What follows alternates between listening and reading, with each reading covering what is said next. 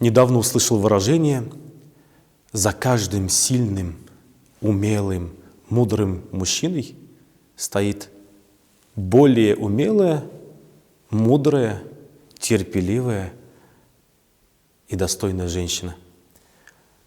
Я долго пытался понять, что означает это выражение. И в действительности в исламе очень многие люди говорят, что у женщины нету прав, женщина должна сидеть дома, она должна смотреть за своими домочадцами, за детьми. Но Аллах Тааля дал такой большой подарок женщине. Каждый раз, когда она выполняет все свои обязанности по дому, она получает и свои вознаграждения, и еще вознаграждение савапы своих детей, своего мужа и своих домочадцев. Очень важно не забывать по поводу адабов приема пищи. Каждый из нас думает, скажем так, от чего зависит вкусность еды, от чего зависят вкусовые качества еды. Можно сказать, что от количества тех или иных продуктов, от количества мяса, от количества картошки, от количества бульона, или родниковая, или из-под крана вода. Но не менее важно то, с каким отношением человек готовит эту еду. Так сложилось, что в наших территориях, в наших широтах большинство именно тех, кто готовит, Аллахушкар, это женщины. И я знаю даже такие места. В культуре не допускают, чтобы женщина приближалась к готовке еде без вдохновения, без настроения.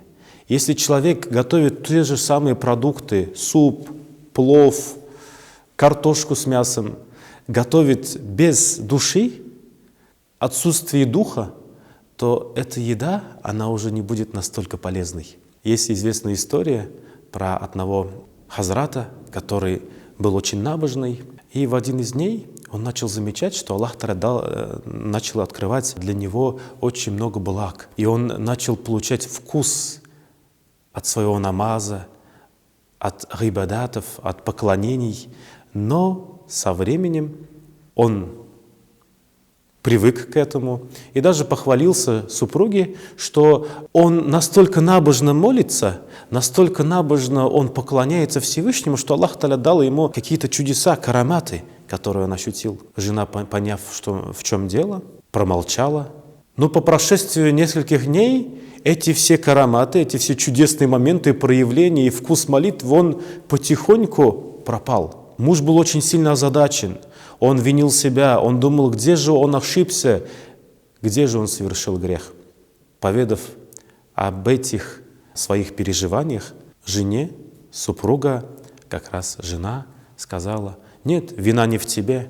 Просто видев, насколько ты возгордился, насколько ты вознесся, получив эти подарки от Всевышнего, я перестала с молитвой готовить еду.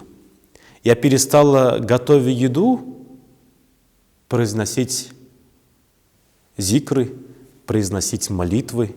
И эта еда, которая также становилась частью твоего тела, она уже шла без той должной того уровня молитвы, и это стало как раз причиной. Поэтому, уважаемые друзья, не забывайте, что каждая мелочь, она важна. Каждый кирпичик в здании, он имеет свое место.